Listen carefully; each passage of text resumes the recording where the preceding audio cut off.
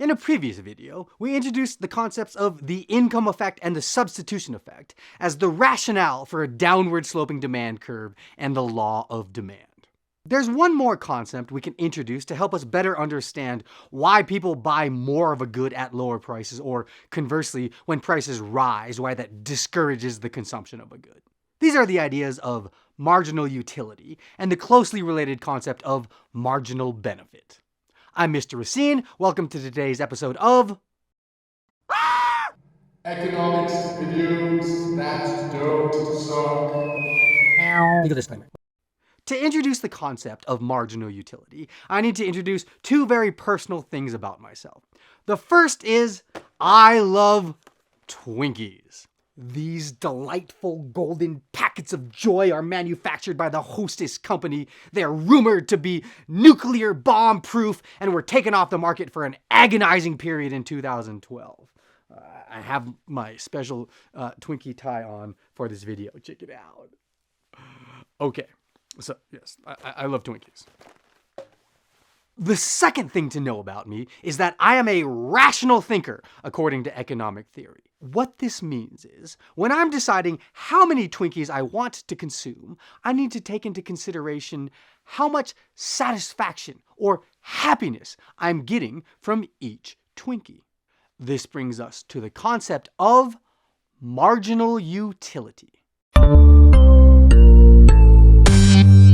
In economics, utility is the satisfaction or happiness that we get from consuming a good or service. The concept of happiness or satisfaction is quite abstract, and it's unique to each consumer, but we can make some generalizations about the idea using this concept of utility. We measure utility in utils, an imaginary unit of measure that is designed to try and capture satisfaction or happiness. So, for example, if my utility of eating an apple is determined to be 10 utils, and my utility of eating an orange is determined to be 8 utils, then we understand that the apple brings me more satisfaction than the orange. If I were forced to choose between the apple or the orange, I would choose the apple because it brings me a higher degree of satisfaction. But in economics, we like to think at the margin. So that brings us to the concept of marginal utility. Generally speaking, the margin means the edge. I got in trouble in English class in 7th grade for drawing inappropriate cartoons in the margin of my book, A Separate Piece. If somebody lives under a bridge and makes art out of body hair, we say they live on the margin of society. So the margin means the edge. In economics, whenever we talk about marginal anything, marginal cost, marginal benefit, marginal revenue, marginal product, marginal utility, the concept is looking at what happens when we do one more of something. In the case of marginal utility, we're concerned with what is the additional utility or additional satisfaction that one gains from consuming one more unit of a good. So, we can conduct an experiment to try and measure my, Mr. Racine's, marginal utility of eating Twinkies.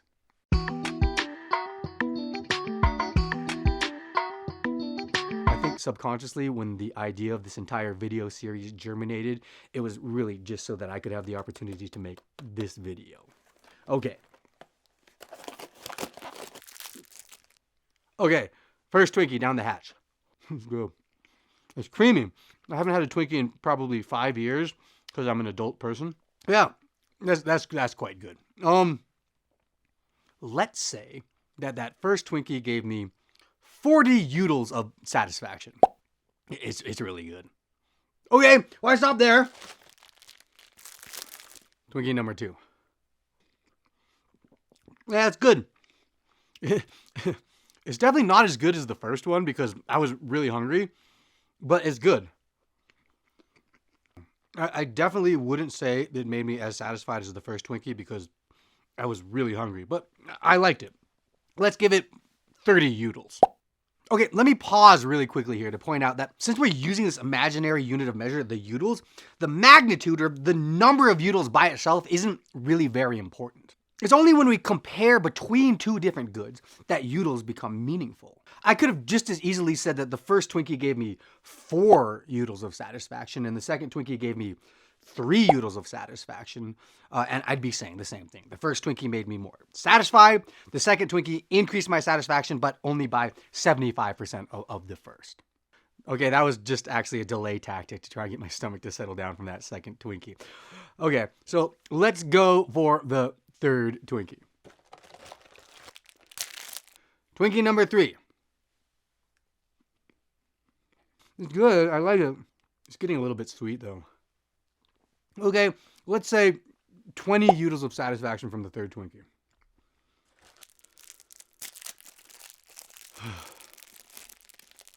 Okay, Twinkie number 4. Let's go. Yeah, I like it. I'm getting a little bit sick of it. Okay. 10 utils of satisfaction.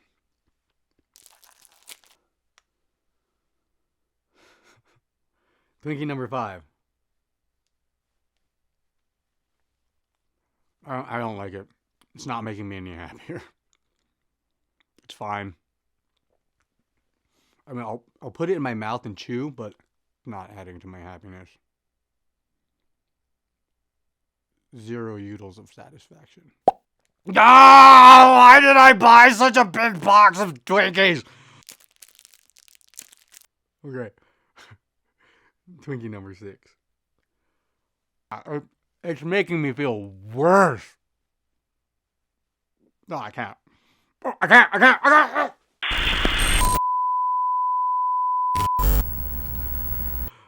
Okay, I've gargled and come to terms with my sense of shame.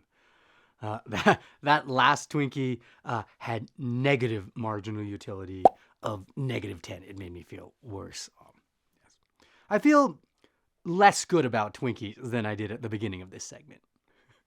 Let's take a look at what happens to my marginal utility as I consumed more Twinkies. The first Twinkie brought me the greatest amount of satisfaction, 40 utils, because I was hungry and I hadn't had Twinkies for quite some time. Each subsequent Twinkie continues to bring me satisfaction, at least the second and third and fourth one did. But that additional satisfaction, the marginal utility, is decreasing with each additional Twinkie. This is what we refer to as the law of diminishing marginal utility, which states that as you consume more of a good, the additional satisfaction or the marginal utility of consuming each subsequent good decreases. It's easy to see how this law works with things like food, right? The first thing that you eat when you're very hungry brings you the greatest satisfaction, and each additional unit that you consume, obviously, as you get more full, there'll be less satisfaction. But this holds true for many goods, almost all goods. So, for example, cars. What is the benefit to a household of getting their first car? I mean, it's huge, right? You don't have to take the bus anywhere. You don't have to ride your bike. You can now drive to work. Okay, what is the marginal utility to a household of the second car? It's still big, right? Now mom and dad can go 2 different places at the same time. But definitely the additional utility of the second car is not as much as of the first car. So a household could continue to buy more and more cars, but really what additional value to normal households is that 9th or 10th car bringing you, right? The same is true for clothes, right? That first pair of clothes that you buy is huge. Now you can go outside and not get arrested. Awesome, right? The second pair of clothing that you buy, also pretty big. It's now I can wash my first pair of clothing and I don't have to be naked while I'm waiting for it to dry, right? But clearly not as important as the first pair of clothing, right? As you keep buying clothes at some point, right? What value is that 500th t-shirt really bringing you at all? Okay, so if Twinkies are free, how many Twinkies do I want to consume? As a rational thinker, I want to maximize my total utility, or the total satisfaction I get from eating all of the Twinkies that I consume. The first Twinkie that I consume gives me 40 utils of marginal utility, so the total utility of eating just one Twinkie would be 40 utils of happiness. If I consume a second Twinkie, that second Twinkie brings me an additional 30 utils of happiness. So when I consume 2 Twinkies, I get a total of 40 utils from the first, 30 from the second, for 70 utils of total happiness from consuming 2 Twinkies. I get 90 utils of happiness from consuming 3 Twinkies, and I get 100 utils of happiness from consuming 4 Twinkies. 5 Twinkies also gives me 100 utils of happiness because that 5th Twinkie doesn't actually increase or decrease my well-being. And if I consume 6, like I did, regretfully so, then my happiness actually goes down with the 6, back down to a total utility of 90 when I consume 6. If my goal is to maximize my total utility, then I should continue to consume Twinkies as long as my marginal utility is greater than 0. As long as each additional Twinkie is increasing my happiness by some amount, then I should keep eating Twinkies. In this very personal example of marginal utility, the optimal quantity of Twinkies to consume would have been 4 or 5, but definitely not 6. Why did I eat 6? But in the real world, Twinkies are not free! And I'm not talking about the potential guilt or artery clogging capabilities. I mean, you have to actually pay for them. To better understand consumption decisions when we need to actually pay for the good, we need to introduce the closely related idea of marginal benefit.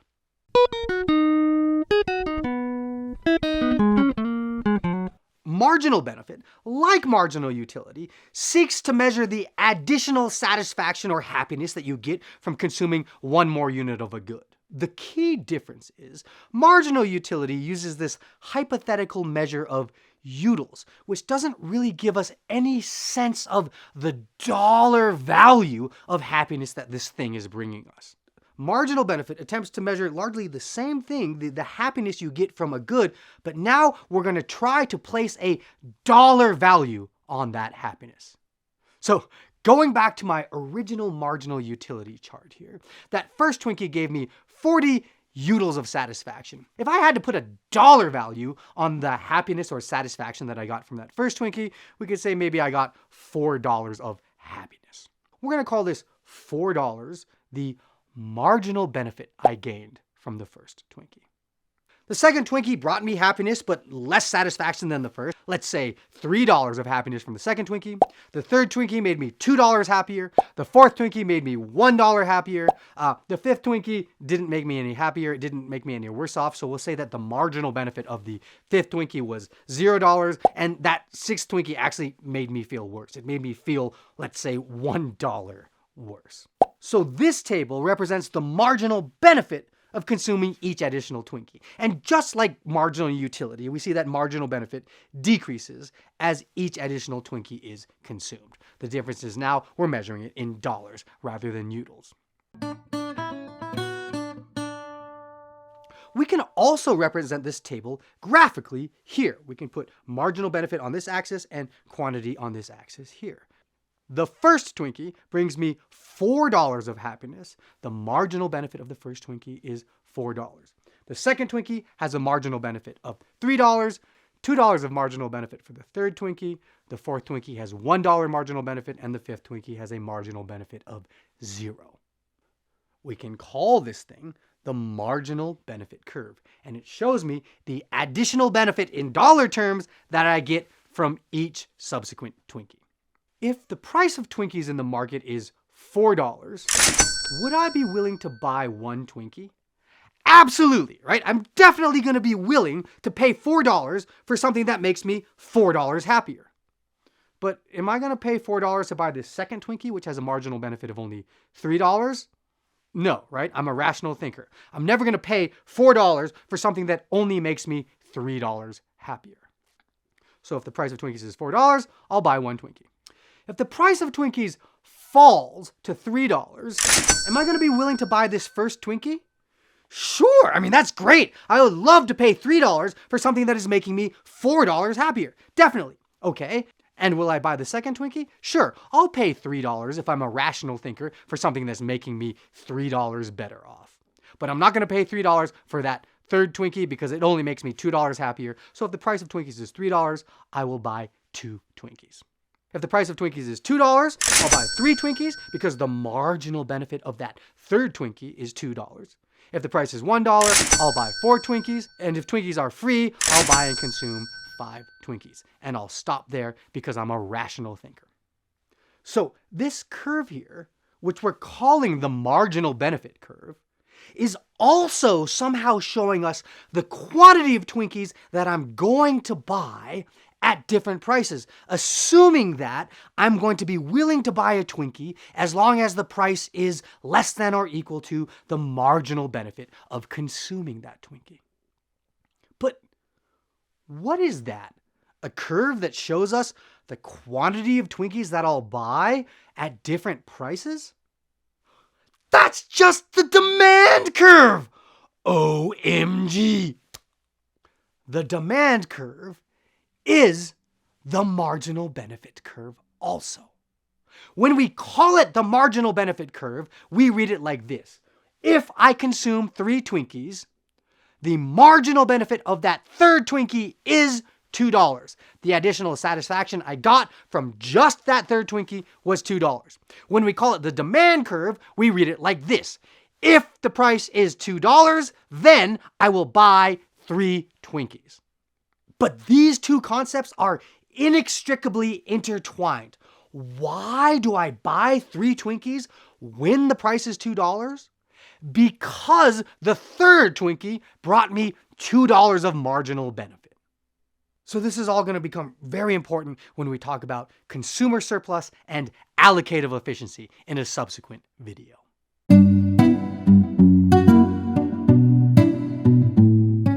Okay, quick recap of today's topics. Marginal utility is the additional happiness or satisfaction that one gains from consuming one more unit of a good.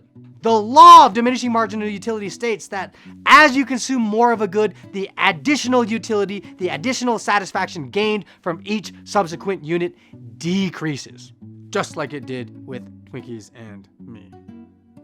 If goods are free, people will continue to consume a good as long as marginal utility is positive, because this will maximize their total utility.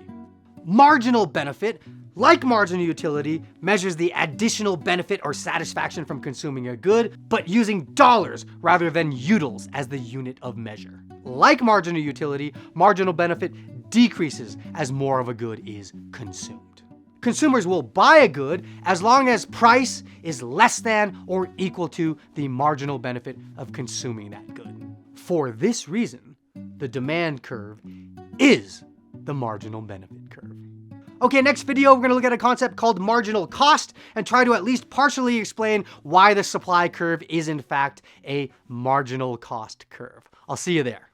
Hey, what's going on? I hope you liked this video and it helped clarify some of the stuff you're working on in your current economics studies. If you're looking for more resources to help you with AP Economics, IB Economics, Intro-Level University Economics, economics teaching resources, 1, go check out our website, Economics Videos That Don't Suck, evtds.com, for access to our entire catalog of economics videos, as well as practice questions, answers, and even entire mock exams. 2, be sure to subscribe to this channel, Economics Videos That Don't Suck, so you can get immediate access to all of our new videos as they're released, probably mirroring your economic studies right now.